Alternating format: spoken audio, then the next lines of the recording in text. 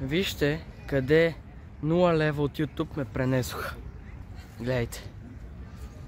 Гледайте къде ме пренесоха 0 лева. Както виждате, това е най-големия небостъргач в целия свят. И сега сигурно се питате, ами как така от 0 лева?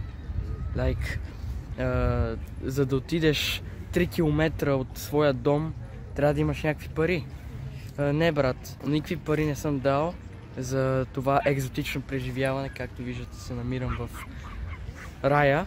Това беше за 0 лева се пренесах в плосък свят в Майнкрафт. Не ми благодарете, направих всичко възможно, за да отида тук и сега и да снимам това видео, защото с 0 лева вижте какво става. И да, и вие като имате 0 лева може да отидете тук. Ето тук. Както виждате, има много хора, защото и те за 0 лева са отишли тук. За 1,60, така за 1000 лева и 60 стинки.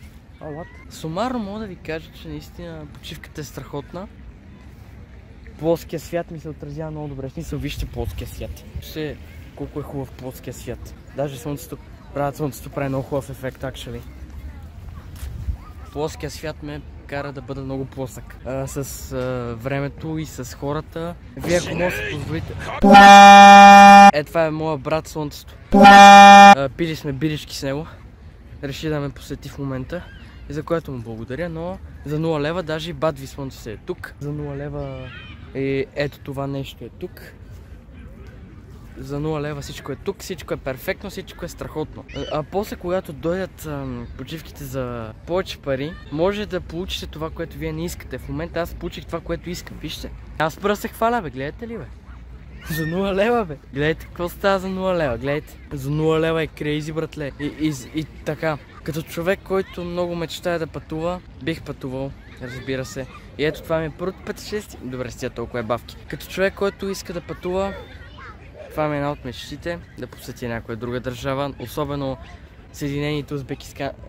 Бих посетил някаква друга държава, като САЩ, всичко това нещо. Но разбира се, трябва, що гличнах. Тези дестинации се налага мъни, брат, мъни кеш. И от сега нататък... Чао. Вижте небето колко е хубаво. Това е за 0 лева небе. Гледайте, небе за 0 лева. Колко е синьо небето, братле. Това е за 0 лева, чат. И какво си мисли, че тук се еба? Не. Плосък свят. Хора, които не те закачат. Освен ако не им набуташ една камера в лицето, Бадви Слънце, с който пихме бирички. Лайно. Всякакви такива универсални неща, които други да няма как да видите. Всичко е за 0 лева. Наслаждайте се, докато за парк център и за кучешкия парк ще трябва да платите 29 лева за ресе. Надявам се никога да не се случва това, нали? Ха-ха. Но липсата на природа не си плюва и стават такива работи. И да, всичко е за 0 лева. Получавам и живот за 0 лева, за което това не е доброто нещо, което можех да получа. 0 лева, чат. Единственото нещо, което успях да направя, да изпреваря бат ми Георги, да изпреваря бат ми Сашо, да изпреваря сестра ми Йоанка. Всички тези хора, които биха се родили на мое място, аз ги изпреварих, защото съм най-бързия. А в реалния живот не съм най-бързия, аз съм бавен тапанар. Цени си живота, защото ще ти еба май.